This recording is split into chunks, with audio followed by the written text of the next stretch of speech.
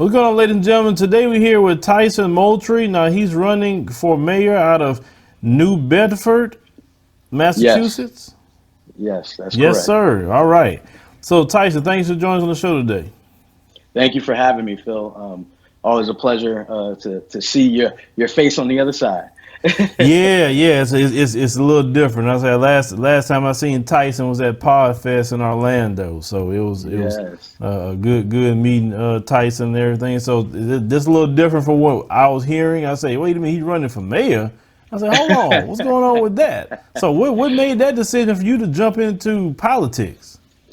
Honestly, I bought a house here in New Bedford about in May. Actually, I bought a house here, and though I volunteered here for years, it was just something that I saw the pipeline for progress for our people just wasn't there. And I was doing programming to kind of push kids into, not push, but introduce kids into the STEAM career field, so like science, technology, engineering, arts, and mathematics, because there's more ways to get out of situations than dribbling a ball or telling jokes or having to entertain somehow.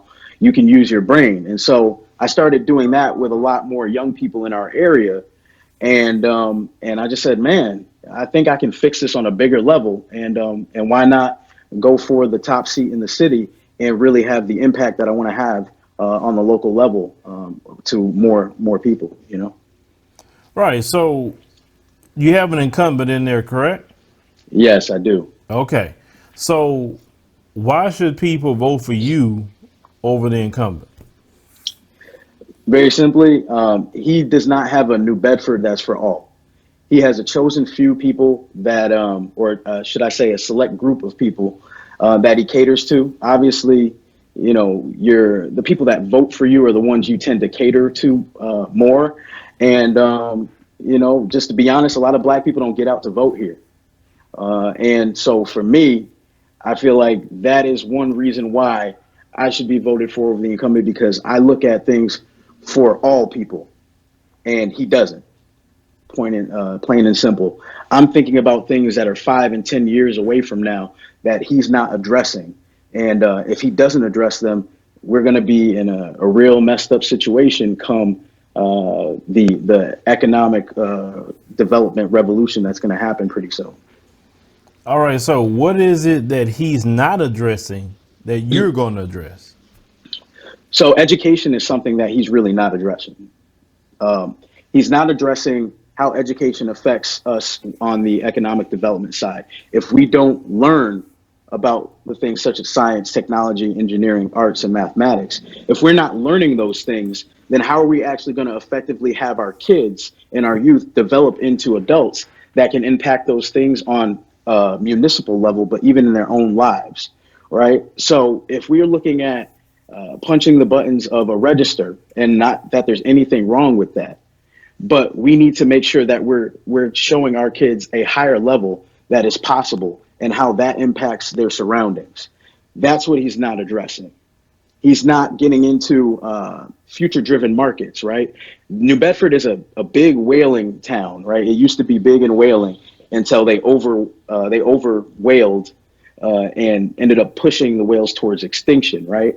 So now that started to die away. Now we're the largest fishing port in the United States with over $400 million in revenue earned from our ports. But how much of that revenue is actually coming back to affect our community? Not much, because most of the people that own those ships and own those fisheries are actually from surrounding areas like Dartmouth, Acushnet, Fairhaven, and those areas aren't necessarily serving those who are underrepresented. And so I want to step up, and I want to be that person that says, no, we're going to be able to develop economics in our city that help our city, not help just the surrounding areas. We don't want to keep getting pickpocketed. Well, you mentioned a certain people that he's Mm. helping. I mean, Hmm. is it just a voter base, or is it, is he catering more to you The know more Caucasian affluent, people, or what more is he doing? Caucasian, definitely more Caucasian side of things. And it does have to do with the fact that, yes, they are the predominant voter base, to be honest. Getting other people out to vote is not something that happens very often. I feel like black people in particular are overlooked because the same stigma is put on, like, oh, well, they don't vote anyways. It's like, well, maybe if you talked to them, found out what they wanted, and started to address some of their concerns, they would come out to vote. But if I feel like the same person, it doesn't matter who I put in there, it's going to be the same outcome, then I start to lose hope. Then I start to say, you know what, that doesn't matter, because it's going to be the same old every time. And so I want to represent the change that actually needs to happen in our city. And from what I'm hearing from everyone that I'm going out and meeting, shaking hands with, and speaking with, they're saying it's definitely time for a change. All right. So how many people, in percentage wise, is registered to vote who are African American? That are particularly African American, I don't have the exact statistic on that. I can tell you the percentage of the population is about 13.2%. Okay, Now, so 13.2% of the population, and then we don't know yeah, how many is registered to vote. So 80, basically, yeah, your campaign, you say basically is a majority Caucasian voted block, correct? 63% is about the population change up. But we are actually the most diverse city on the south coast of Massachusetts. So Okay. All right. So it's you mentioned education. You mentioned, the economic the development. economic development, which is very, very Hmm. important.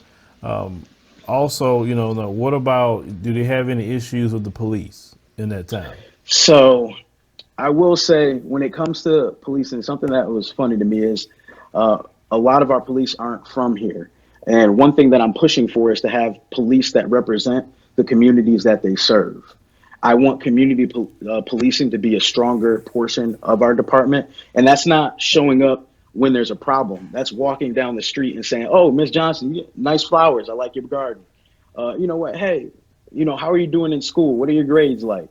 That type of engagement that isn't just when there's something negative, but the engagement that truly shows you care about the community that you're serving is what's vitally important for us. We actually had an incident with a young man, and I believe his name is Malcolm Garcia, where he actually got shot here in New Bedford, and that was in 2012. So before I had moved here, but just recently, the Supreme Court found that his stop that the police officer made, and he was about 15 years old, and the stop that the police officer made was an illegal stop. He should not have made that stop. He should not have been messing with that kid at all. And the child ended up passing away, unfortunately, after being shot. The mayor initially had a lot to say about how he felt about that incident.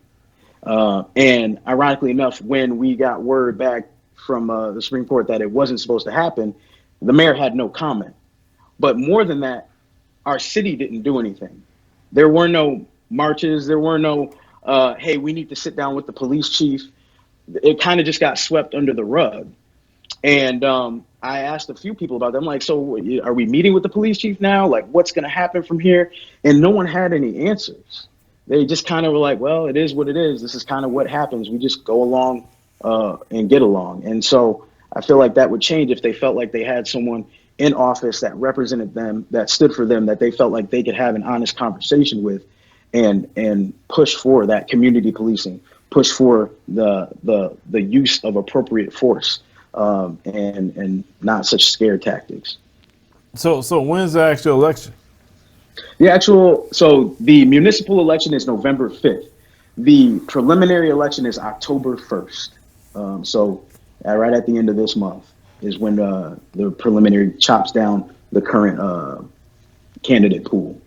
Okay, so how many people running outside of yourself?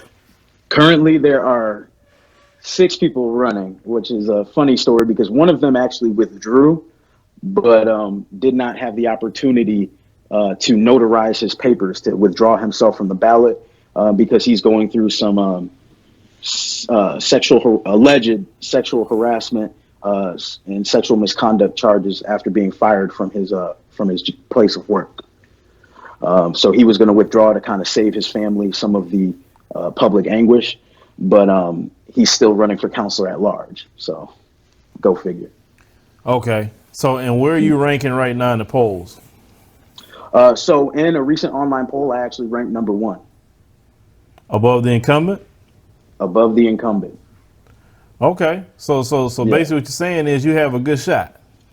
I do. I do have a very good shot. I am one of the only candidates who actually has a platform. Our current, the incumbent, actually has a platform of I'm going to keep doing what I've been doing, and to Mm-hmm. me that doesn't sound very future driven to me. That sounds like someone who is complacent, and that sounds like someone who feels comfortable enough to rest on the laurels of their past instead of looking to build and earn the votes of those in the future. Some of the other incumbents haven't even, I mean, some of the other candidates haven't even talked about their platform and their actual vision. Most are just running on a platform of, I'm not the guy who's in right now. And for me, that just wasn't good enough. I have 6 points on my platform, 6 issues on my platform that I address in depth, Mm-hmm. and they're on my website at tiefornbma.com. And you can see all 6 there, and they're laid out. Okay, well, for the people that don't know, Mhm. if you know the 6 off the top of your head, what Yes. are they? So one is quality education. We have public safety and wellness. We have economic development, or what I call workforce development. We have inclusionary and equitable housing. And we also have equitable housing. I'm trying to think of the other couple there. We have, climate resilience and adaptation. So that's big for us, being that we're on a port. Pollution and the way that the environment is flowing, that's very important to our lifestyles here. Because if we have dirty waters, that affects our beaches. That also affects how we get rid of waste. And because obviously being near the water, there's very limited places that you can get rid of waste that won't affect the EPA. So we have to be very creative with how we handle those things, or else they can affect our future, generations. So yeah. And what about teachers? Will teachers look more like the community?